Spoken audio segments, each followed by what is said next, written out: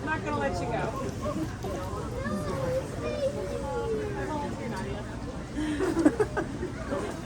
It's funny how they'll just like pop and then slide and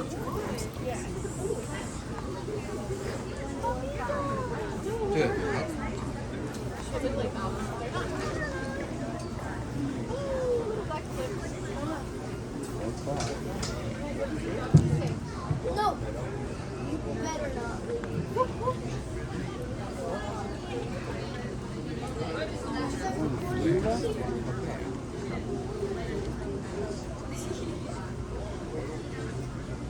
Test 1, 2. All right, hello everybody. My name is Anmol. I'm giving you all a big wave over here. Thank you for joining us for our sea otter feeding and training program. Before we begin today's program, I just want to start by acknowledging that we are gathered here on the unceded and traditional territories of the Musqueam, Squamish, and Tsleil-Waututh communities, and we thank them for taking care of these lands and waters since time out of mind. At the aquarium here, we have 8 sea otters, and all of them have one thing in common, and that is that they were all rescued as abandoned pups. And because of the strong relationship that exists between mothers and their pups, these sea otters were all deemed non-releasable by different government agencies, such as the Department of Fisheries and Oceans in Canada. But thanks to our amazing marine mammal trainers, they're able to take really good care of all of our amazing animals here, including these sea otters. And the sea otters, their resilient stories here mirror those of their counterparts in the ocean.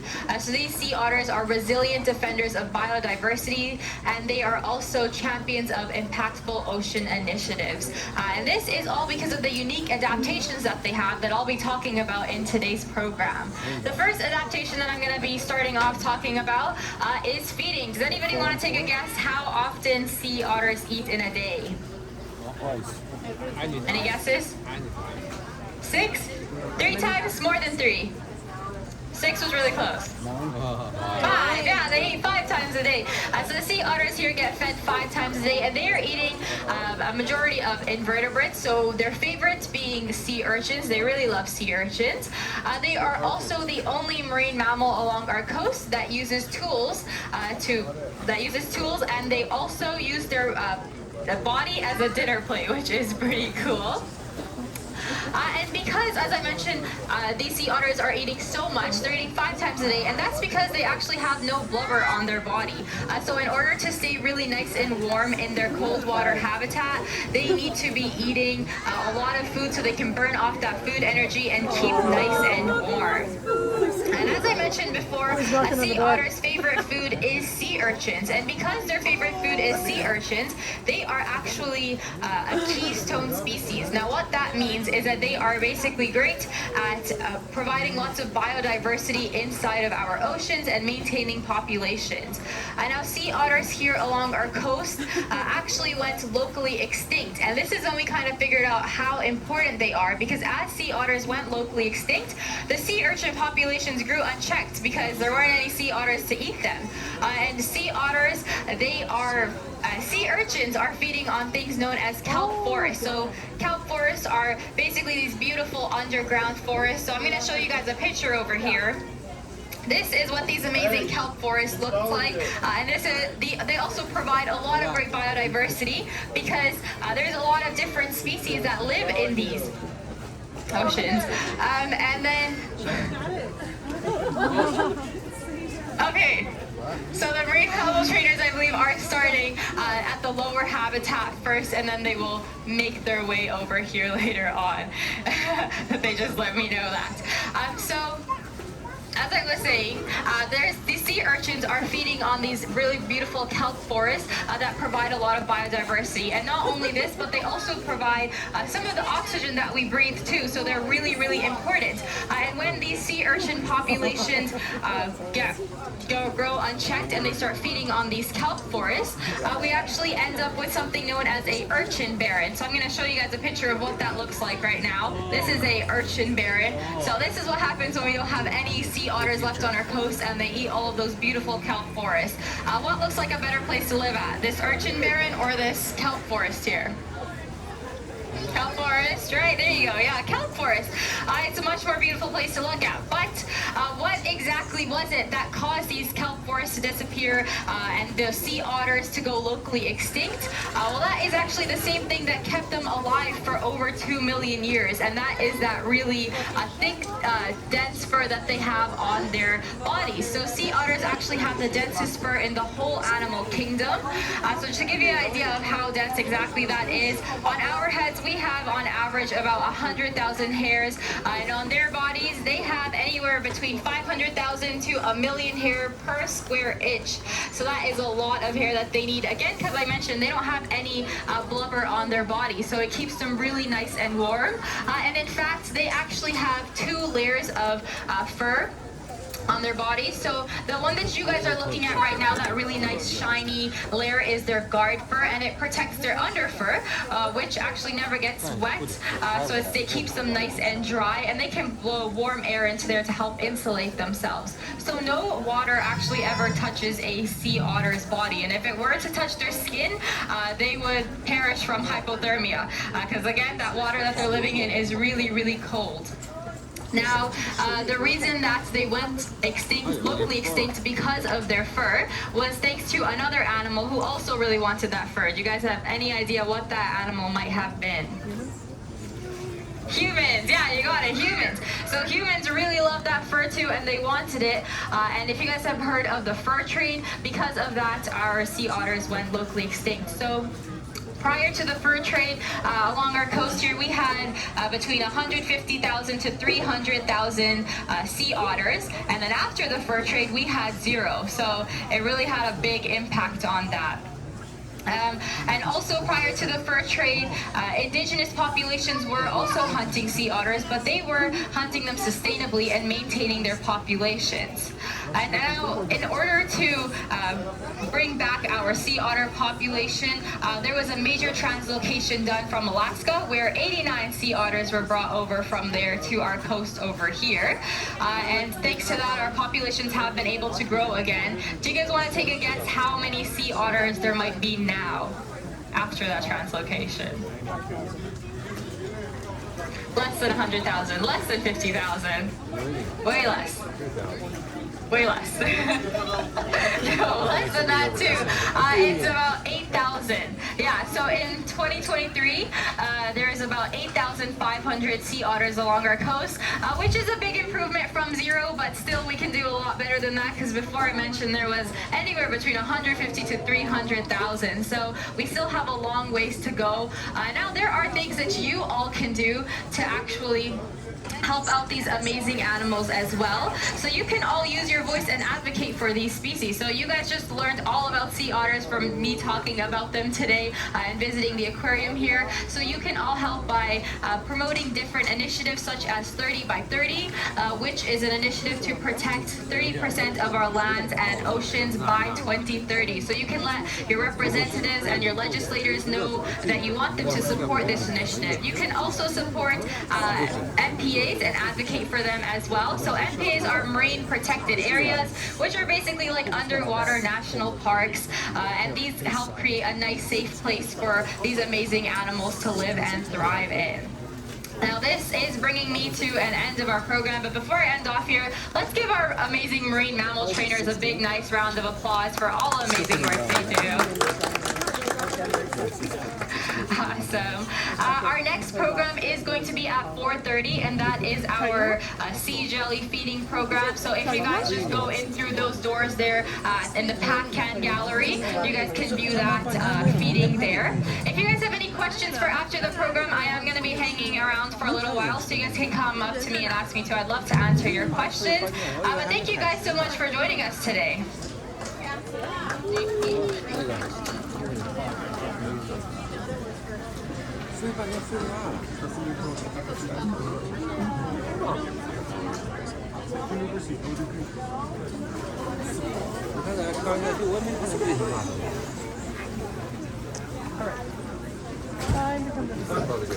Probably getting ticked off. Hey, you were just standing at the gate like 4 minutes ago.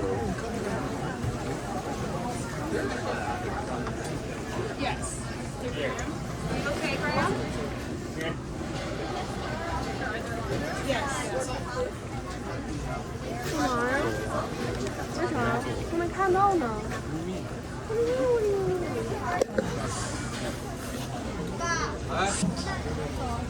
This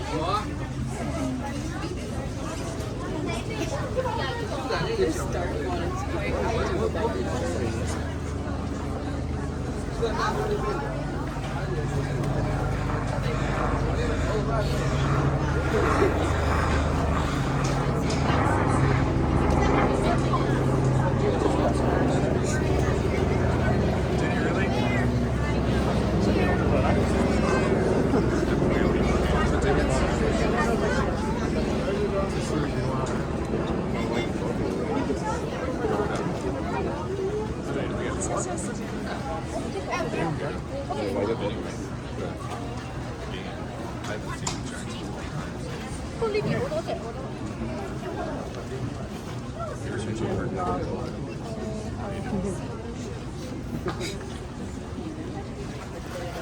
I don't watch any of it on TV. Maybe they'll have a TV. They are. I'm gonna look at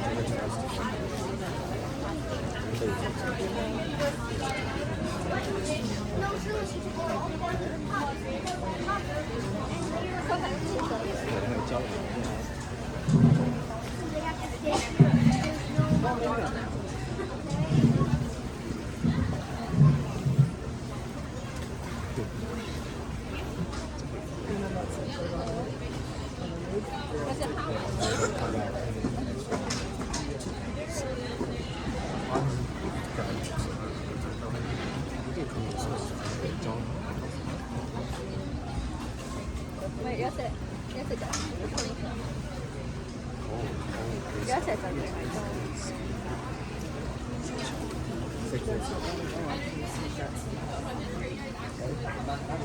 So this is a, you know what?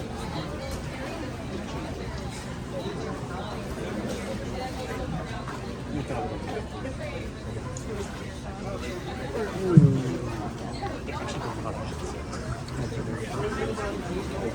got 20 people watching. Well, these guys are starting to become a little bit more animated too.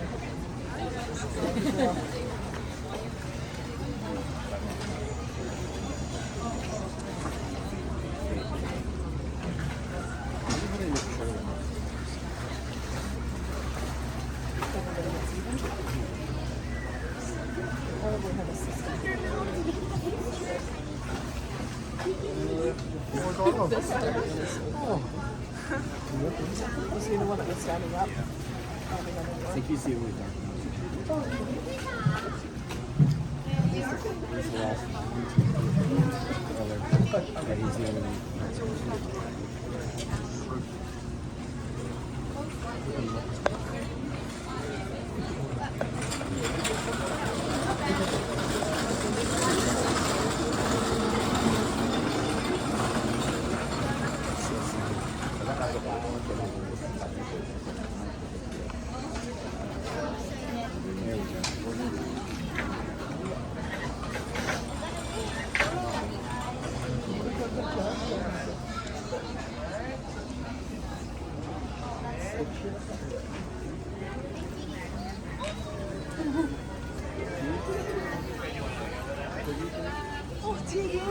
There we go.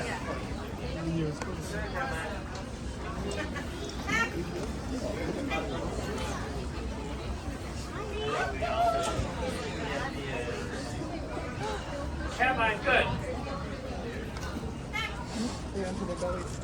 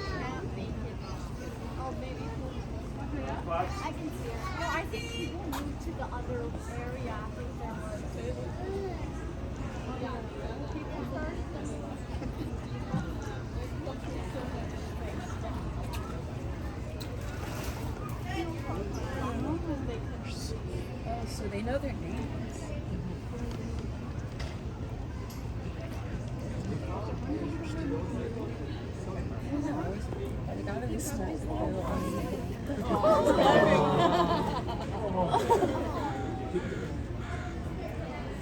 got that one.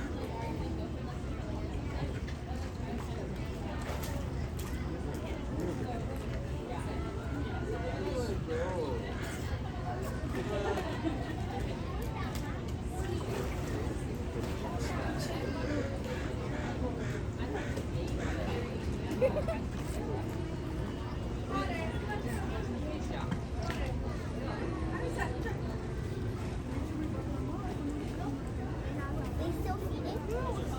I saw it from below there. It's super cute. They keep chomping. It's so cute when you see their teeth. I saw them up close. One of them smelled like a glass.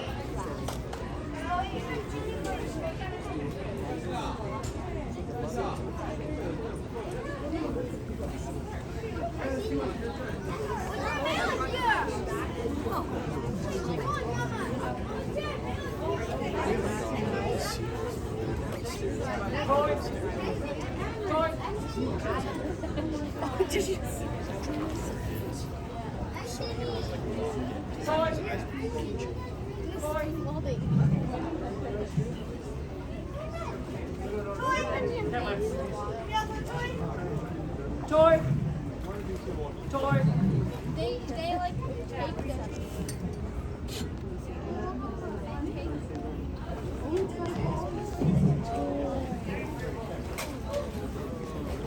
Thank you.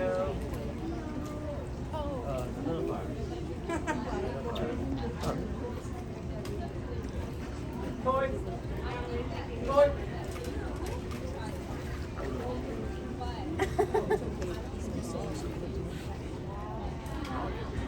Good.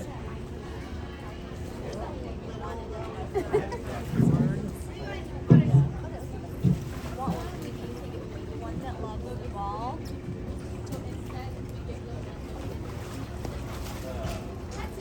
I'm gonna last What one looks like it's the toy. Come on, I out. think it wouldn't be one of the ones that went over there.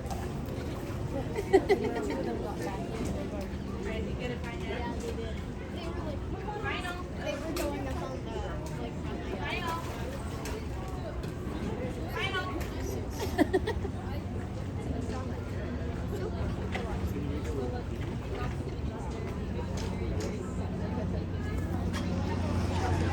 It's gonna be easy.